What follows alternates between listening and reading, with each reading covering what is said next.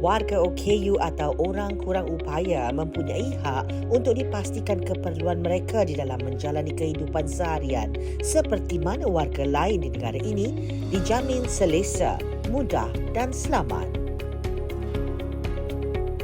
Terdapat beberapa kategori OKU yang berlainan keperluan mereka. Antaranya OKU fizikal, penglihatan, pendengaran dan pertuturan. Persekitaran yang kondusif dan dibina dengan selamat terutamanya untuk warga OKU dapat bergerak dari satu tempat ke tempat yang lain atau untuk menjalankan pekerjaan seharian mereka atau untuk bercuti dan bersantai ketika ingin menenangkan fikiran perlu selamat mereka gunakan secara sendiri tanpa dibantu pihak yang ketiga. Itu yang lebih baik. Ramai juga dalam kalangan warga OKU yang semakin terpanggil kini untuk hidup secara berdikari. Mereka tidak perlu bergantung kepada pertolongan orang lain semata-mata pada setiap masa. Apa kata kawan-kawan kita yang memerlukan lebih banyak prasarana dan kemudahan awam yang mesra OKU atau selamat untuk mereka gunakan, baik di jalan raya maupun di dalam bangunan?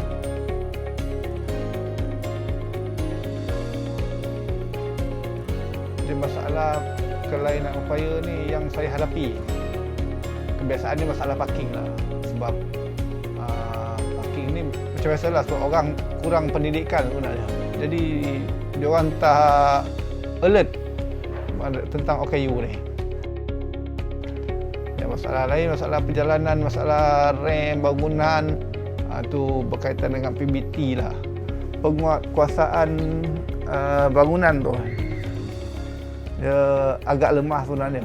Cuma di Negeri Sembilan ni yang terbaik, yang setakat ni kita tengok di Kuala Pilah. Kebanyakan dia semua akses OKU dia cantik. Peluang pekerjaan memang bermasalah. Sebab kita kekurangan peluang pekerjaan lah. Jadi ramai OKU tak boleh nak bekerja sebab bila majikan tengok OKU, dia akan OKU kan macam leceh sikit lah nak bekerja kan. Banyak ragam, banyak hal ya, jadi kena pula ada yang jenis ada luka, perlukan masa lah untuk cuti, jadi mengganggu tugas-tugas dia dan majikan tak nak ambil tu lah. Okey, saya mula accident tahun 2011. Masa tu saya berniaga sendirilah. Malam tu lepas tu balik accident. Tulang belakang saya terhentak dekat bucu longkang. Saya tercampak keluar daripada kereta lah. Saya macam ni lah, tak boleh duduk saja je. Jadi OKU ni banyaklah saya belajar. Saya tengok daripada satu sudut lain, kebaikan dia tu banyaklah sebenarnya jadi OKU ni. Walaupun ada kekurangan, tapi di situlah kita boleh membentuk diri sendiri.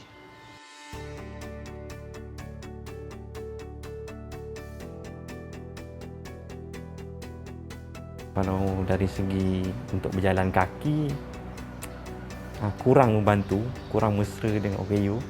Sebab mungkin tempat ni mungkin jauh daripada bandar, pedalaman kan, kampung pedalaman. Ada masalah prasarana untuk itu. Sebab kalau dibuat pun mungkin tak ramai orang kat sini kan. So untuk OKU pun tak ramai. Lagi-lagi orang cacat penglihatan. Banyak di antara kita banyak berhijrah lah ke kawasan bandar. Kadang-kadang di Kuala Lumpur ke ataupun di Pening pun ada, di Johor pun ada. Sebab kat situ persaranan dia kuat lah. Kalau dekat sini saya memang tak nak lintas jalan. Sebab satu tak ada kemudahan untuk bunyi lah. Lampu isyarat tak ada bunyi gitu. Kita harapkan satu je, macam kemudahan awam tu. Kalau boleh distandardkan lah. So kemudahan kat situ tak bahayakan orang. Contohnya di kawasan stesen bas. Kawasan bas ni berbahaya. Kawasan tempat tu tinggi dengan lantai dan juga bas. Dan tak semua orang membantu. Kadang-kadang kita kena jalan sendiri sampai orang bantu. Kita bukannya harapkan bantuan 100%, tapi sedikit bantuan untuk kemudahan lah. Memang Tuhan ditakdirkan saya untuk ada bakat dalam bermain muzik. Saya main muzik ni bukannya belajar lah dari mana-mana kelas. Ada lagu kita ikut, mana-mana yang ada kita ikut je lagu. Oh gini style dia, oh macam ni irama dia, groove dia macam ni, kita ikut dia. Kita dapat skill baru. Macam tu. Kalau mana-mana company nak terima orang yang nak upaya ni, mereka ada masalah dengan kelembapan untuk bekerja. Berlainan dengan orang yang biasa, dia cepat buat kerja kan. Perumahan ni kita tak tahu, kita main sewa je mana-mana rumah, kita tak tahu kadang-kadang pernah terjadi rumah kat situ, tempat tu kawasan dia rate dia contoh 900 tapi dia ambil 1,500. Macam tu banyak berlaku. Carikan satu rumah yang rate tetap, itu lagi baguslah.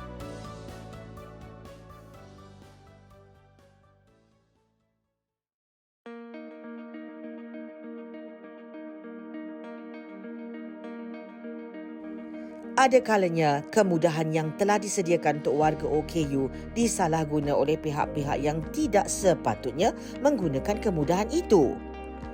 Ini secara langsung akan menghalang warga OKU daripada kebolehan untuk bergerak dengan selesa dan mudah ketika menjalankan tugasan harian, terutamanya untuk menyara kehidupan masing-masing. Ada juga keadaan yang membahayakan warga OKU terhasil akibat daripada penggunaan prasarana awam yang telah dibina tanpa mengikut spesifikasi yang sesuai dan selamat. Peringkat awal Putrajaya dibina ini sememangnya telah mengambil kira kehendak persekitaran alam bina yang mesra OKU. Kehendak tersebut terpakai mengikut perundangan pada waktu itu. Pada tahun 2000 ditambah baik mengikut kehendak Jawayan Malaysia untuk perancangan pada masa akan datang. Kita akan menambah baik bangunan-bangunan sedia ada di Putrajaya. Kita memang mengadakan sesi SS audit telah dilaksanakan di mana bangunan-bangunan lama yang bukan kata tidak mematuhi kehendak Reka Bentuk Jagat tetapi ikut peruntukannya terdahulu. Kita bekerjasama dengan pihak Lembaga Arkitek Malaysia, pihak Uniti Islam Antarabangsa dan juga Jabatan Kebajikan Masyarakat sebagai penaunglah. Memangnya ada kekangan di pihak kuasa tempatan yang berada di luar bandar dan juga di luar bandar sendiri untuk menguasakan kehendak mesra OKU ni. Dia boleh dicapai dalam bentuk penghayatan, terutama di kalangan penjawat awam itu sendiri. Pembangunan untuk memenuhi kehendak Reka Bentuk Jagat ini dilaksanakan sendiri oleh pihak pemilik melalui pemaju mereka dan dia boleh disemak oleh pegawai kerajaan yang berada di luar bandar supaya memenuhi kehendak semasa kata kini.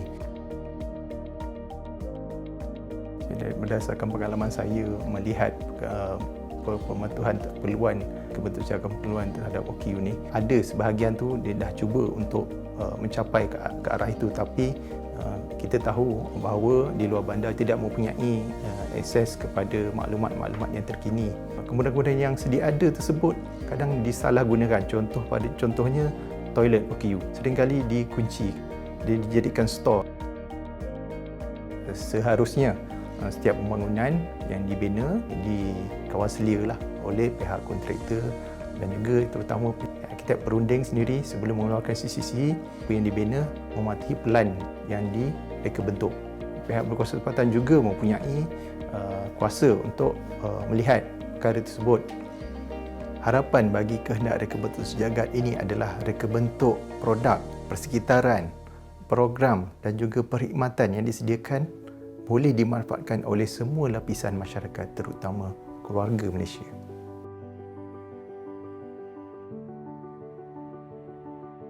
Di hotel sendiri kita ada menyediakan 2 bilik khas untuk OKU. Bilik OKU ni ada fasilitis kegunaan untuk OKU lah, seperti ruang pintunya yang boleh memuatkan kerusi roda dan juga di pintunya pun juga ada untuk peephole yang rendah so that orang yang di atas kursi roda boleh melihat siapa yang di luar bilik. Dan kemudahan yang paling penting dalam bilik adalah kemudahan toilet lah. Bilik OKU ni kita memerlukan renovation yang ketara lah. Okey, kedudukan bilik kita juga berdekatan dengan emergency exit lah. Basically untuk star rating, so hotel perlu mengadakan bilik untuk OKU lah. So far feedback okey. Tetamu buta selalunya dia datang dengan penolong lah. Dia jarang datang bersendirian. So kita tak ada masalah. Bukan saja kerana bilik, in fact the whole area kita punya facilities yang lain, ramp dekat Porsche dengan also facilities kita yang adakan di tempat awam, toilet OKU juga yang berdekatan dengan kita punya restoran lah. Kita punya koridor dilabel dengan kemas dan teliti. Kita di sini kita even letak dekat skirting, dekat tepi-tepi dinding, menunjukkan di mana emergency exit lah. Ya, semua Royal Chulan mempunyai bilik untuk OKU lah. Semua orang mahukan kehidupan yang selesa dan selamat. Persekitaran yang sesuai untuk memudahkan warga OKU menjalani aktiviti dan keperluan seharian mereka perlu terus dilaksanakan dengan sebaik yang mungkin. Bahagian kedua di siaran yang akan datang akan membawakan kisah OKU, reka bentuk dan alam sekitar yang seterusnya.